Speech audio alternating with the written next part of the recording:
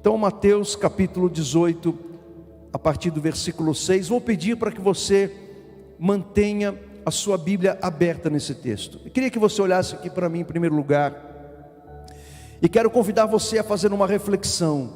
Você que tem o hábito de navegar pelas redes sociais, principalmente no Facebook, principalmente no Instagram, você deve encontrar muitas postagens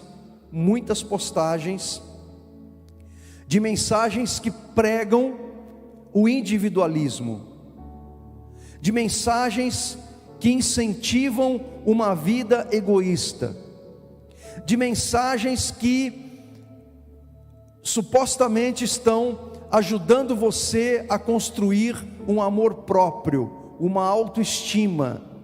Eu quero dizer para você que você nutrir, você construir, você desenvolver, você elevar a sua autoestima, o seu amor próprio, isso é muito importante para a sua saúde, tanto emocional, quanto mental, quanto espiritual. É muito importante que você desenvolva, que você busque o seu amor próprio, a sua autoestima, aquele senso de mais-valia. Você se ama, você se gosta, ao mesmo tempo que você reconhece que você não é perfeito. Um amor próprio, uma autoestima sadia e elevado são muito importantes para o seu desenvolvimento pessoal, para a sua saúde emocional.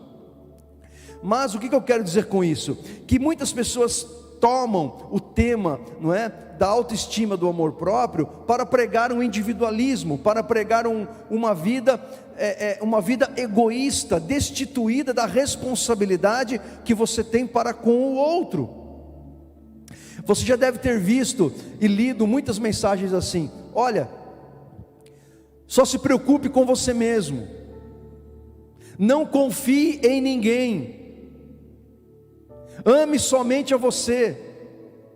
Ou mensagens do tipo assim: não espere nada de ninguém, não confie em ninguém. Isso são mensagens, irmãos, de pessoas que certamente tiveram frustrações em seus relacionamentos humanos. E todos nós temos frustrações em nossos relacionamentos humanos. A questão é como você vai lidar com essas frustrações. Então, esse tipo de mensagem é de gente recalcada, gente magoada, gente ferida, gente que teve muita decepção e não conseguiu elaborar isso dentro dela, não conseguiu perdoar, não conseguiu superar aquilo. Então começa a produzir, reproduzir esse tipo de mensagem nas redes sociais. Então nós, enquanto cristãos, discípulos de Jesus, a gente tem que tomar muito cuidado quando se depara com esse tipo de mensagem, que parece que está te ajudando, mas na verdade está fazendo você se afastar do propósito que Deus tem para a sua vida. Agora, pensando nisso, indo para o contexto do Evangelho, do Reino de Deus, Jesus vai nos ensinar que esse tipo de pensamento, que esse tipo de ideia não se coaduna com o espírito do Evangelho. Ele não se coaduna, ele não se alinha com aquilo que Jesus ele espera de nós enquanto povo de Deus, enquanto igreja de Jesus, enquanto comunidade cristã.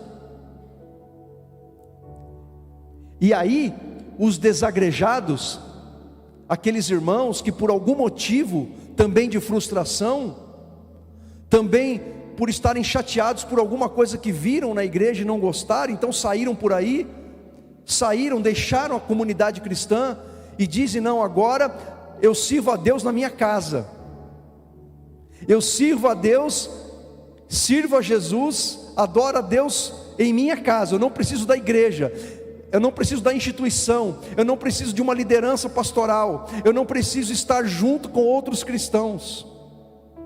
Irmãos, esta é uma forma bizarra de entender a igreja.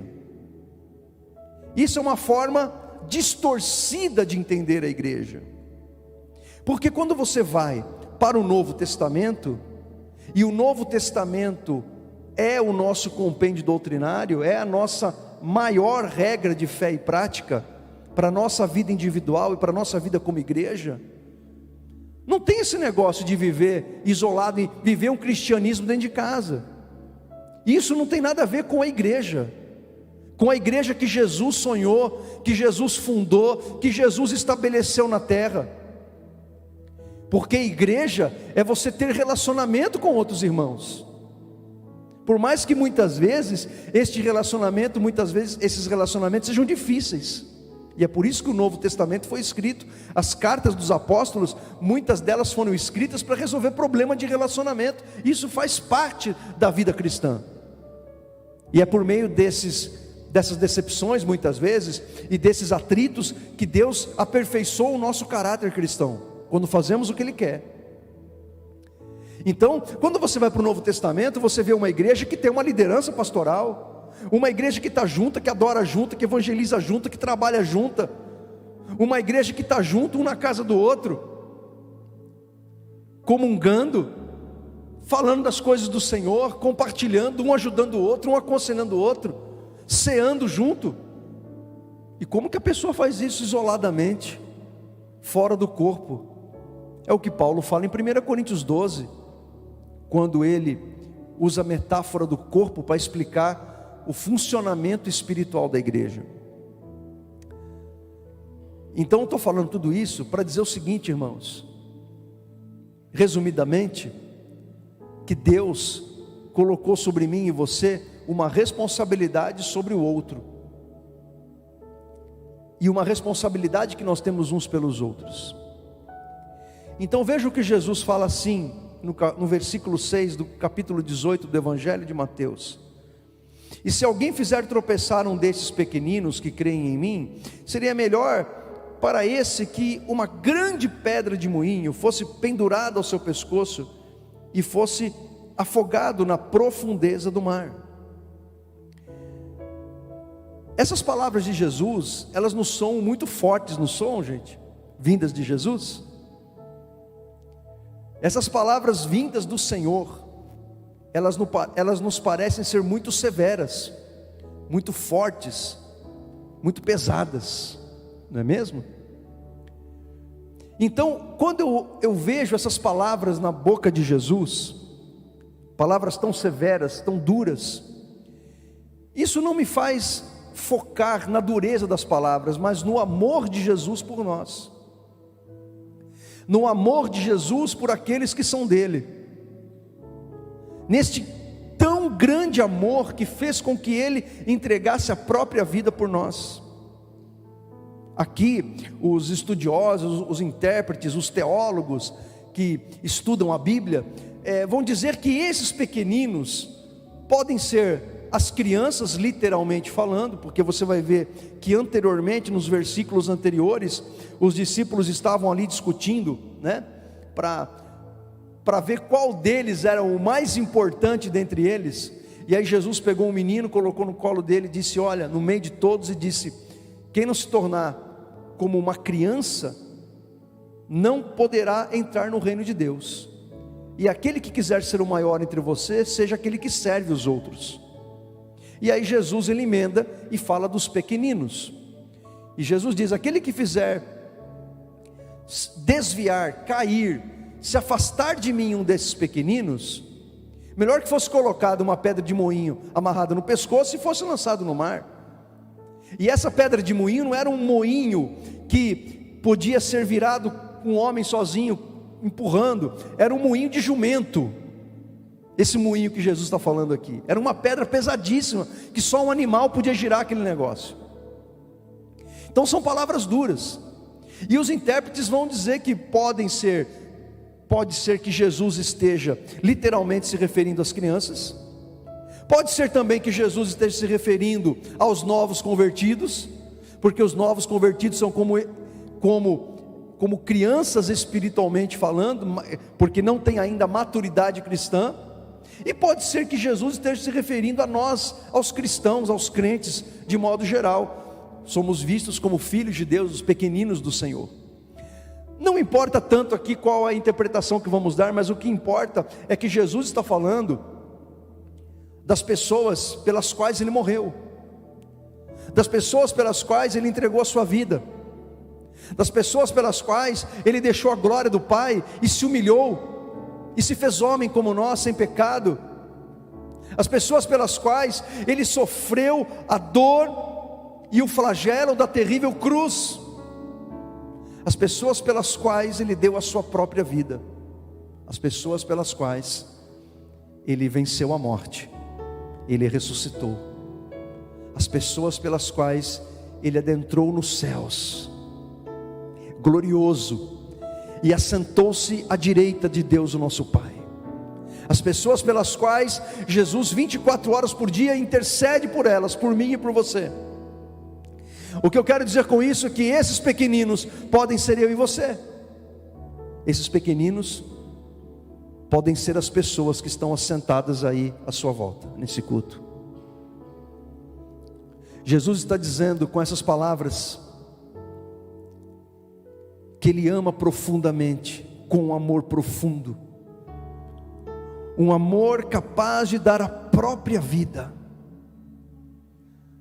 E Jesus está dizendo que aquele que faz desviar alguém que pertence a Ele, é algo que deixa Ele extremamente chateado. A Bíblia fala da ira de Deus. Então Jesus usa essas palavras para demonstrar o grande amor que Ele tem por nós, e o grande amor que Ele tem pelas pessoas que têm a mesma fé que você tem em Jesus. O amor de Deus por nós é muito grande. Deus amou o mundo de tal maneira que deu seu único filho para morrer em nosso lugar, para que todo aquele que nele crê não pereça, mas tenha a vida eterna. Jesus, Ele sofreu numa cruz, Ele sofreu dores físicas que a gente nem consegue imaginar. Quem assistiu o filme de Mel Gibson, A Paixão de Cristo, a gente tem uma ideia, mas a gente não consegue nem imaginar o que é dor que Jesus sentiu naquela crucificação. As dores físicas, mas também as dores emocionais, porque ali Ele estava sendo xingado, humilhado pelos seus inimigos. As dores espirituais, porque naquele momento em que os pecados de todos nós estavam sobre Ele, Jesus profeticamente cita o Salmo 22, composto por Davi: Deus meu, por que me desamparaste? Ele sofreu os nossos pecados, Ele se tornou pecado por nós. Então quando eu leio essas palavras de Jesus, palavras tão duras, tão fortes, na verdade essas palavras me levam não para a dureza das palavras, mas essas palavras me levam para o grande amor de Deus, para o grande amor de Jesus, o quanto Ele preza pela nossa vida, o quanto Deus, Jesus, o Espírito Santo, a Trindade Divina, desejam que nós permaneçamos em pé na presença dEle, e o quanto que este Deus que nos ama, espera que eu e você entendamos que nós temos uma responsabilidade para com o outro. É por isso que, em segundo lugar, ele vai dizer no versículo 7 assim, na primeira parte: ai do mundo por causa das pedras de tropeço, porque é inevitável que elas existam. É inevitável que venham os escândalos, disse Jesus. É inevitável que venham os escândalos. Jesus, Ele não está falando profeticamente, Ele está falando de uma realidade. É uma realidade e é um fato que escândalos vão acontecer por meio daqueles que dizem servir a Deus, e que esses escândalos vão entristecer aqueles que tentam buscar a Deus, e por causa dessa tristeza elas vão abandonar o Senhor. Jesus disse: é inevitável que venham os escândalos.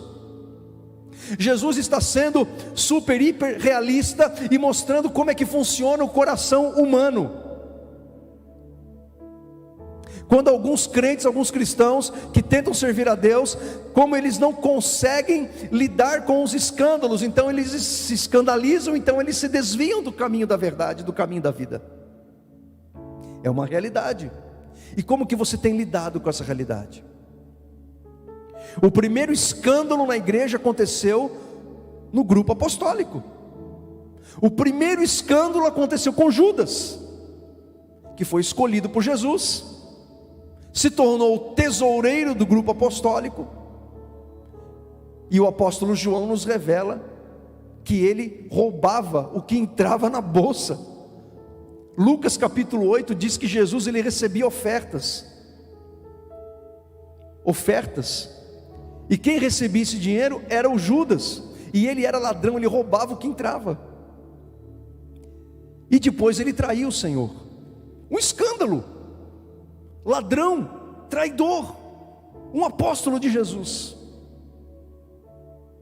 E quando a gente vai lendo as cartas do Novo Testamento, a gente vai vendo outros escândalos, e ali os apóstolos agindo como servos de Deus, os escritores do Novo Testamento, que eram pastores da igreja, vão tentando corrigir aqueles problemas, e animar os irmãos, para que não cometam os mesmos pecados, e aprove ao Espírito Santo que essas cartas ficassem guardadas para o nosso ensino hoje. É inevitável que venham os escândalos.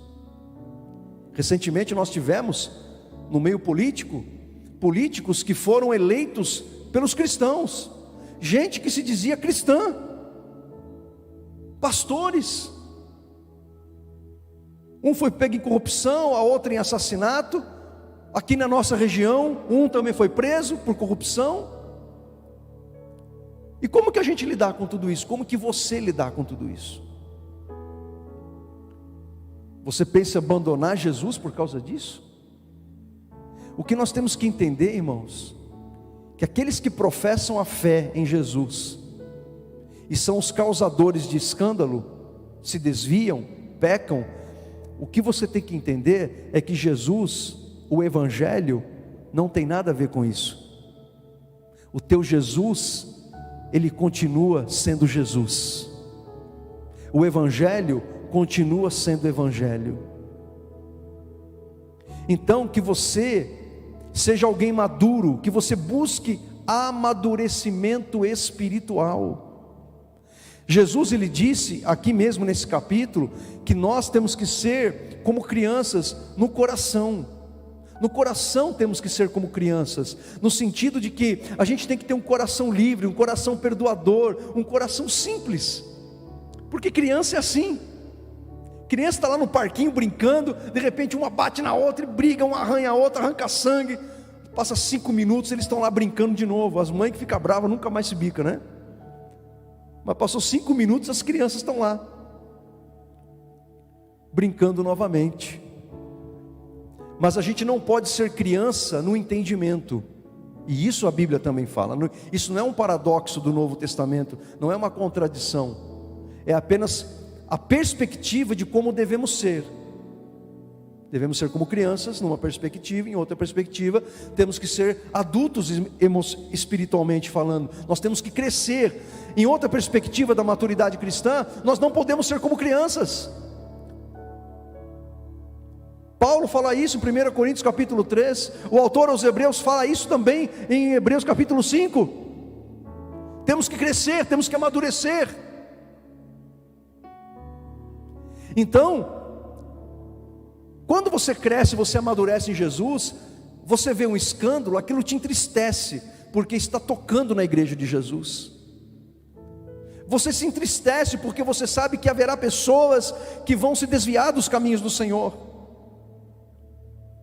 Eu me lembro quando um grande pregador dos anos 80, americano, ele tinha um programa na TV, e muitos não crentes ouviam o programa dele, gostavam de ouvir a mensagem dele. E aí aquele grande pregador, aquele grande evangelista, foi pego em pecado. Ele foi para a TV, confessou, pediu perdão, mas muitas pessoas nunca mais quiseram ouvir falar de Jesus, por causa daquele escândalo. É inevitável que venham os escândalos. A questão é o que eu faço com o escândalo. O que eu vou fazer com esse escândalo dentro de mim? Como que eu vou agir? Como que eu vou proceder? Mas infelizmente é inevitável que venham os escândalos. E é inevitável que muitas pessoas vão se desviar por causa dos escândalos. É muito triste, mas é uma realidade. A questão é que eu e você devemos olhar para nós e nos entender como que aquilo que aconteceu com o pastor tal, com a igreja tal, com o líder tal, com o irmão tal, como que aquilo afeta a minha vida, como que aquilo afeta o meu relacionamento com Deus, como que aquilo afeta o meu relacionamento com Jesus, como isso afeta o meu entendimento e a minha visão do Evangelho. Irmãos, se fosse para mim me desviar por causa de escândalo, nesses 30 anos, mais de 30 anos de Evangelho, quantas coisas já vi e já ouvi, mas eu sempre tive em mente, no meu coração, que Jesus não tem nada a ver com isso. O meu Jesus continua perfeito, Senhor, soberano, Salvador, Redentor, o meu pastor que cuida de mim. Amém? Jesus, na parábola do semeador, ele fala disso. Ele fala que muitas pessoas vão vir para a igreja, vão ouvir a palavra, a princípio vão ficar alegres, vão ficar contentes, vão ficar entusiasmadas com o Evangelho. Algumas vão até se batizar, se tornarão membros da igreja. E aí Jesus fala que a palavra semeada na pedra ou nos espinhos significam aquelas pessoas que por causa dos escândalos elas desistem do Evangelho. O teu coração não pode ser como um terreno cheio de pedras ou de espinhos. O teu coração para Deus tem que ser uma boa terra, porque quando você se deparar com um escândalo, você vai permanecer, porque a sua fé não está fundada em pessoas, mas em Jesus. Amém ou não amém? E você não tem que ficar preocupado se aquele teu parente que te persegue, se aquele teu vizinho, aquele colega de trabalho, da faculdade, que tira o sarro de você porque você é crente, porque você diz que ama Deus, ele vem querer perguntar para você: e aí, o que você me diz daquele pastor lá que foi preso, pego em corrupção, deputado lá, senador? Sabe qual é a sua resposta? Você fala: não tenho nada a ver com a vida do cara, não tenho nada a ver com isso, não sou advogado dele. Agora, se você quiser ouvir falar de Jesus, eu tenho muita coisa para te dizer. Você quer ouvir? Essa é a resposta que você tem que dar. E aí Jesus, na segunda parte do versículo 7, ele diz: ai do homem, ai da pessoa pelo qual vem o escândalo. Outra tradução diz: ai do culpado, ai de quem é responsável, diz outra tradução, pelas pedras de tropeço. E agora eu convido você a pensar no outro lado, porque eu estava levando você a você se colocar no lugar daquele que olha o escândalo. Agora eu quero convidar você a se colocar do outro lado, como aquele que possivelmente pode causar um escândalo. Você tem zelado pela sua vida, você tem zelado pelo seu testemunho, você tem zelado pela maneira como você vive, pela sua conduta, porque olha o que Jesus está falando, gente. Isso aí não sou eu, não. É Jesus, o teu Senhor, o Senhor da igreja. Ai daquele por quem vem o escândalo, ai do culpado, ai daquele que é responsável pela pedra de tropeço de um pequenino meu, ai daquele que eu e você, irmãos, e você que está me ouvindo na tua casa, que nós não sejamos pedra de tropeço para ninguém, porque isso é muito sério. A seriedade está numa palavra de 2 letrinhas: ai. Ai na Bíblia, a palavra ai na Bíblia tem o sentido de, ao mesmo tempo, de misericórdia, no sentido de ai, coitado, que pena do sujeito, mas também tem o significado de juízo, de condenação da parte de Deus. E é nesse sentido que Jesus usa o ai aqui, no sentido de condenação, de juízo de Deus, de prestação de contas. Eu e você um dia estaremos diante do tribunal de Cristo, estaremos diante do Senhor, e teremos que prestar contas ao nosso Senhor. Ai daquele por quem vem o escândalo. Então eu quero dizer uma coisa para você: se você está decidido em andar errado, por favor, não diga que você é crente. Se você está decidido a viver no pecado, se você está decidida a fazer aquilo que Deus desaprova, por favor, não diga que você é de igreja, não diga que você é de Jesus, não diga que você serve a Deus, por favor, não faça isso. Agora estamos em época de campanha política.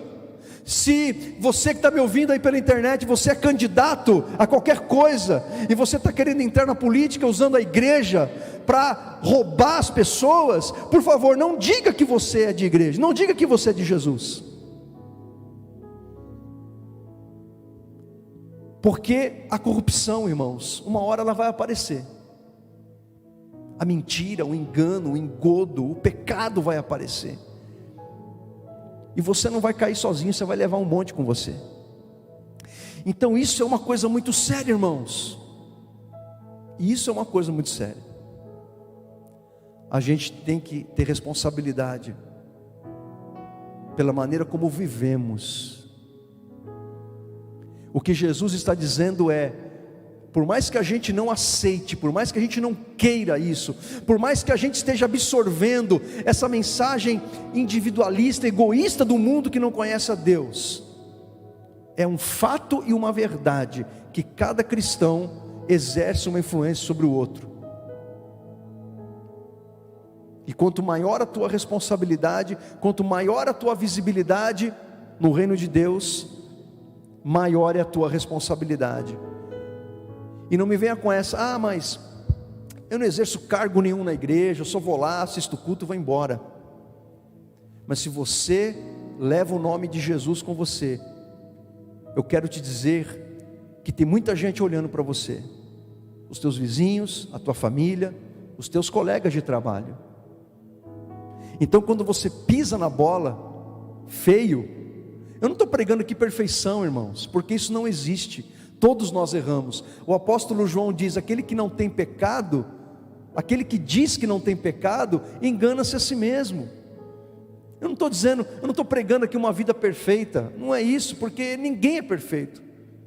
O que eu estou querendo dizer é que você tem que tomar cuidado com a tua vida, porque tem muita gente olhando para você,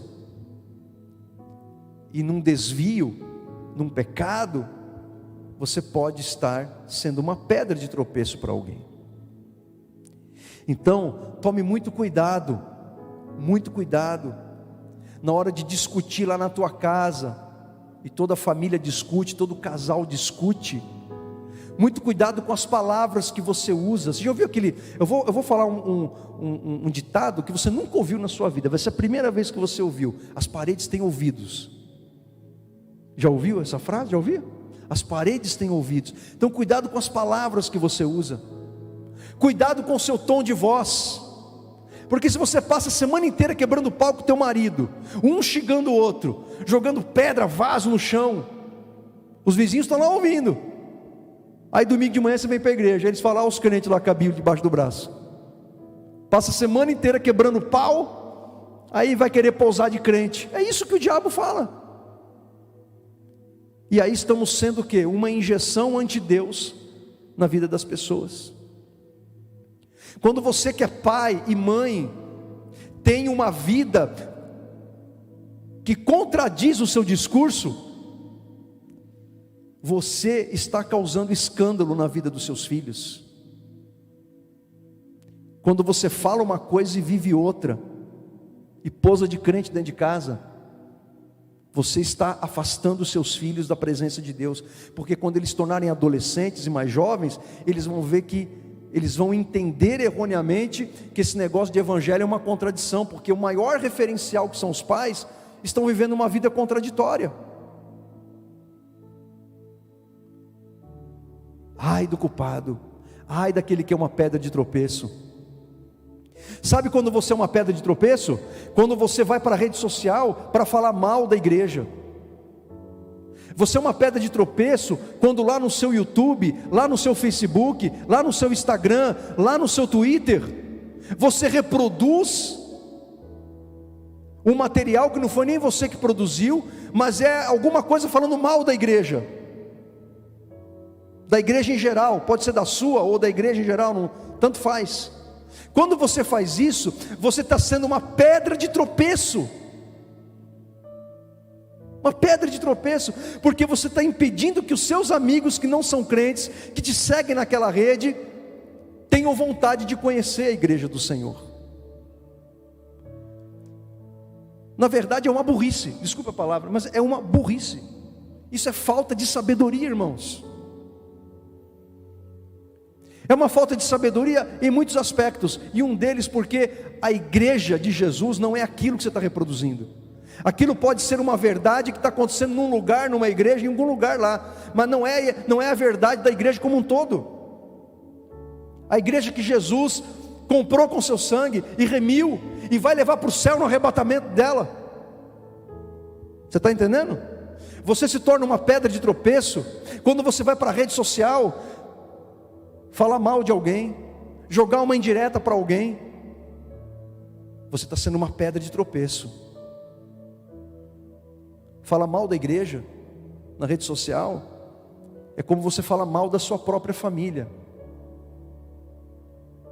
Somente uma pessoa que não está bem ou que está doente para fazer uma coisa dessa, falar mal da própria família na rede social.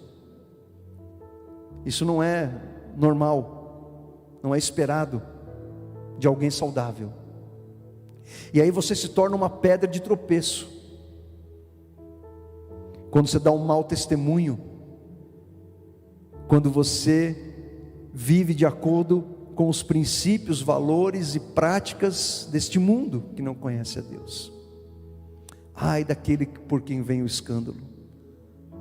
Nós temos que ter cuidado com a nossa vida, irmãos. Paulo fala algo parecido sobre isso lá em Romanos 13, 14, quando ele entra num campo da ética cristã, e ele diz o seguinte: olha, se o comer tal coisa escandaliza o meu irmão, eu nunca mais vou comer aquilo na frente dele, porque aquilo escandaliza ele. E Paulo não está falando de pecado, ele fala: olha, se o comer carne escandaliza o meu irmão, então eu não vou comer mais carne na frente dele, não por causa da minha consciência, mas por causa da consciência do outro. O que Paulo está dizendo com aquilo? Ele está falando: olha, por causa do amor de Cristo que está em mim, pelo amor que eu tenho pelo outro, eu tenho que zelar pela saúde do outro. Então no cristianismo, gente, não tem esse negócio não, a gente chegar e falar assim: ó, problema do outro, cada um com a sua vida. Na igreja não tem isso não. Eu sou responsável pela maneira como eu vivo. Eu não estou querendo dizer com isso, irmãos, eu não estou querendo dizer com isso que a nossa vida tem que ser patrulhada, vigiada, um ficar patrulhando, vigiando a vida do outro. Aliás, eu tenho um horror disso. Eu tenho um horror disso, de fazer as pessoas sentirem que eu estou patrulhando como pastor a vida delas. Porque eu fui chamado para pastorear você, não para patrulhar você e nem ser o seu babá ou a sua babá. Porque tem pastor que age como, parece que está patrulhando, vigiando, tomando, indo além daquele cuidado que a Bíblia diz que ele tem que ter pelo rebanho. Então, irmãos, que a gente receba essa palavra como uma palavra de Deus para o nosso coração. Amém? E o porquê que eu tenho que viver isso? Por causa do amor de Deus que está em mim. E aí eu tenho que me perguntar: qual o nível do meu amor pelo outro? Qual o nível do meu amor para com Deus, para com a igreja. Eu estou realmente preocupado com a igreja de Jesus.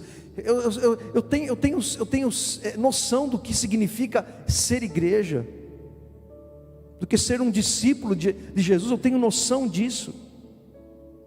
É por isso que Jesus ele conclui dizendo o seguinte, nos versículos 8 e 9: se a sua mão ou seu pé leva você a tropeçar, corte-o e jogue fora, pois é melhor você entrar na vida manco ou aleijado, do que tendo 2 mãos ou 2 pés, ser lançado no fogo eterno. E se um dos teus olhos leva você a tropeçar, arranque-o e jogue fora, pois é melhor você entrar na vida com um só dos seus olhos, do que tendo os dois ser lançado no inferno de fogo. Mais palavras duras de Jesus, né? E é óbvio, irmãos, que a interpretação aqui ela não é literal, porque se a interpretação e a aplicação dessas palavras de Jesus fossem literais, estava todo mundo manco aqui e cego aqui e quem está na casa. Não haveria gente no mundo com mão e com pé e com olho, se a interpretação fosse literal. Então a interpretação aqui ela não é literal, ela é espiritual, ela é alegórica, é uma metáfora que Jesus está usando, palavras fortes, para indicar o quê? Para indicar essas palavras fortes, que nós temos que agir com certo, que nós temos que ter uma atitude radical, é isso. A gente tem que ser radical na nossa conduta, na nossa obediência, na nossa observância, no nosso cuidado para com o outro. O que Jesus está dizendo é o seguinte, que muitas vezes a gente vai ter que abrir mão de certos prazeres que a gente deseja, que a gente quer desfrutar, mas que Deus condena, por causa da nossa vida, porque Jesus ele fala do sujeito que vai para o inferno com 2 olhos, 2 pés, 2 mãos, né? E por causa do cuidado e do amor para com o outro. É uma chamada à obediência, é uma chamada a fazer aquilo que Jesus fala: aquele que me ama é aquele que guarda os meus mandamentos, e aquele que me ama será amado por meu Pai, e eu e o meu Pai viremos até ele e faremos nele morada. E aí eu quero fazer uma pergunta. Eu queria que a Marcele colocasse para a gente. Cadê ela? Acho que ela foi lá para o fundo, né? Ela está aí? Você está aí, Marcele? Coloca para nós aqui, Marcele, a última letra que nós cantamos, a última letra da terceira música. Coloca aqui para nós. Aí mesmo. Parece que eu combinei com ela, mas não combinei não. Ela nem sabia o que eu pedi isso para ela. Mas é exatamente aí, ó. Está vendo essa frase? Isso aqui é uma declaração. É uma declaração. Jesus, te amamos como te amamos. Enquanto eu cantava essa canção para Jesus, eu fiz uma reflexão pessoal, e eu transformei essas declarações, são 2, numa pergunta para mim mesmo. Então nós temos que transformar essas declarações numa pergunta. Jesus, nós te amamos? Te amamos mesmo? O quanto que nós te amamos? Como te amamos? Há muitas formas de amar a Deus. Como que eu amo a Deus? Como que eu tenho amado o Deus que eu digo que eu sirvo? De que forma? A gente pode dizer que ama da boca para fora, mas são as atitudes que demonstram como amamos a Deus. Passa o próximo aí, Marcele. Te adoramos de coração. Vamos transformar em pergunta? Te adoramos de coração, Senhor? É de coração mesmo? Que eu te adoro? É com o coração cheio de fervor, de amor, de desejo pela tua presença. Te adoramos de coração. Jesus fala do coração. E Jesus, quando fala do coração, Ele fala como uma fonte, de onde a gente produz tudo aquilo que falamos, pensamos, sentimos, como nos comportamos. Porque, como disse Jesus, onde está o nosso tesouro, lá estará o nosso coração. O nosso coração, ou no nosso coração, estará aquilo que nós amamos, aquilo que nós prezamos, aquilo que nós realmente nos importamos. E Jesus fala mais do coração. Ele fala assim: a boca fala daquilo que está cheio o coração. Então, como que você sabe que alguém está com o coração cheio de Deus? Por aquilo que ela fala e por aquilo que ela vive, porque o coração é uma fonte de coisas boas ou ruins. Vai depender do que a pessoa está alimentando a vida dela. Adoramos a Jesus de todo o coração? Ou a gente apenas está engrossando o coro no culto público? Estamos apenas reproduzindo uma letra que é passada no slide? Ou é a expressão das palavras de um verdadeiro adorador, de uma verdadeira adoradora? Essa reflexão eu faço para mim também. Essa mensagem é para mim também. E eu o tempo todo falava para Deus: Deus, que o meu amor por Ti cresça, que o meu amor por Ti cresça, que o meu amor por Ti aumente. Esse é o desejo do meu coração, que o meu amor por Deus aumente. Convido você a fechar os teus olhos, abrir o teu coração.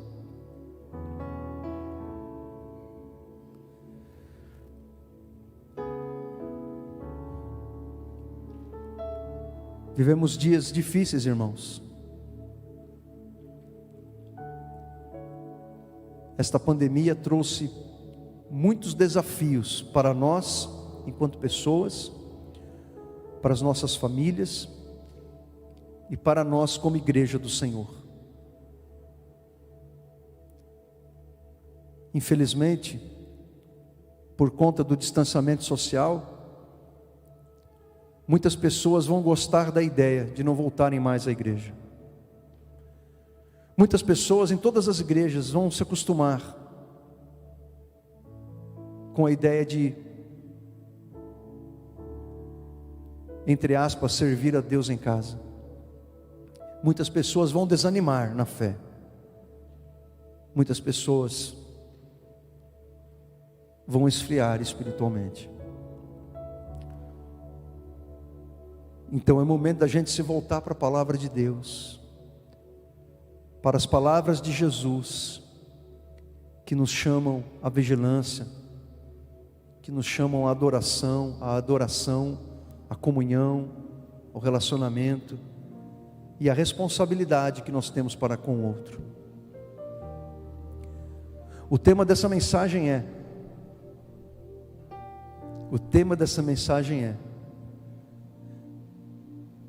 pedra de tropeço ou um agente de transformação?